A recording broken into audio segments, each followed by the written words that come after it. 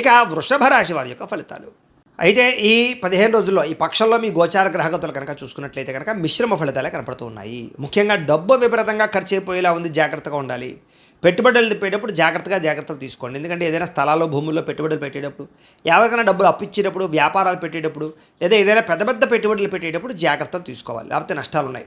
ఇక షేర్లోనూ ట్రేడింగ్లో డబ్బులు పెడితే చాలా నష్టాలు కనపడుతున్నాయి కాబట్టి చాలా జాగ్రత్తగా ఉండండి. అలాంటి వాళ్ళందరూ జాతకాల్లో బలం ఉంటేనే పెట్టాలి, అలాంటి వాటిల్లో చూసుకోండి. ఇంకా జోద ప్రక్రియలకు దూరంగా ఉండాలి, వ్యసనాలకు దూరంగా ఉండాలి. అలాగే ఎన్ఆర్ఐలు అంటే ఇతర దేశాల్లో ఉండే భారతీయులందరూ కూడా ఉద్యోగ సమస్యలు, ఉద్యోగ నష్టాలు, సమస్యలు ఇరుక్కునే అవకాశాలు ఉన్నాయి. కాబట్టి ఎన్ఆర్ఐలు చాలా జాగ్రత్తగా ఉండాలి. నిరుద్యోగులకి సరైన ఉద్యోగ అవకాశాలు కనపడటం లేదు. తాత్కాలిక ఉద్యోగాలు, చిన్న చిన్న ఉద్యోగాలు వచ్చే అవకాశాలు కనపడుతున్నాయి కాబట్టి కొంచెం గట్టిగా ప్రయత్నం చేయాలి. వివాహం విషయంలో కూడా కుదిరినట్టే కుదిరి మళ్ళీ వెనక్కి వెళ్ళిపోయే అవకాశాలు కనపడుతూ ఉన్నాయి, లేదా కొంచెం నలుగులాట కనపడుతుందని చెప్పచ్చు.